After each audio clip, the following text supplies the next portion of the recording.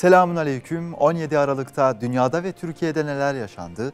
Tarihte bugün hangi gelişmeler oldu? Hep birlikte bakalım. 17 Aralık 1273.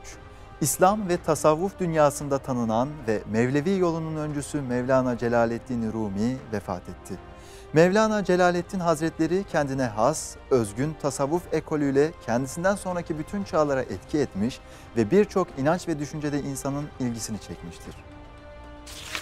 1399. Avrupa'da Moğol istilası başladı.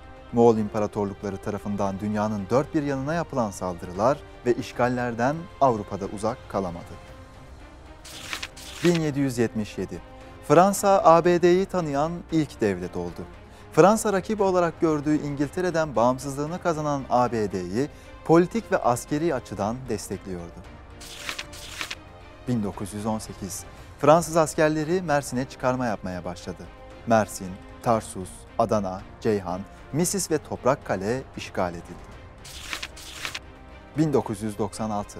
Susurluk'ta meydana gelen kazada yaralanan Şanlıurfa DYP milletvekili Sedat Bucağ'ın otomobilinde bulunan silahların Emniyet Müdürlüğü'ne ait olduğu belirlendi. Emniyet ve hükümet bu silahların o arabada oluşuna bir açıklık getirmedi.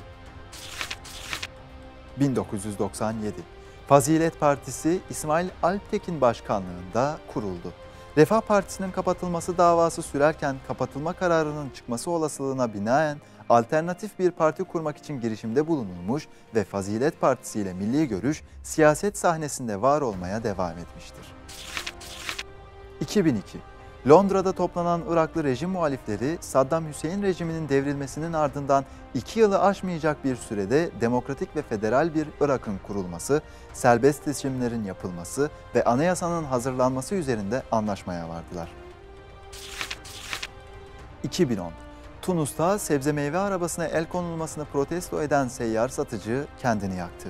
Bu olay ülke çapında protestolara ve kamu alanlarının işgaline yol açtı. Protestolar giderek büyüyen bir halk ayaklanmasına ve bütün Orta Doğu'yu etkileyen sosyal, siyasal bir değişim rüzgarına dönüştü. 2012. Afganistan'da ormanda odun toplayan 10 kız çocuğu mayın patlaması sonucu hayatını kaybetti.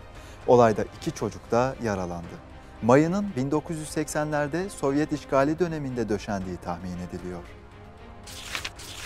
2013.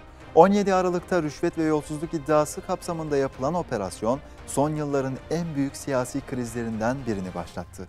Operasyonda İçişleri Bakanı Muammer Güler'in, Ekonomi Bakanı Zafer Çağlayan'ın, Çevre ve Şehircilik Bakanı Erdoğan Bayraktar'ın oğullarıyla Fatih Belediye Başkanı Mustafa Demir, İş Adamı Ali Ağaoğlu, Reza Zarrab ve Halkbank Genel Müdürü Süleyman Aslan gibi önemli isimler gözaltına alındı.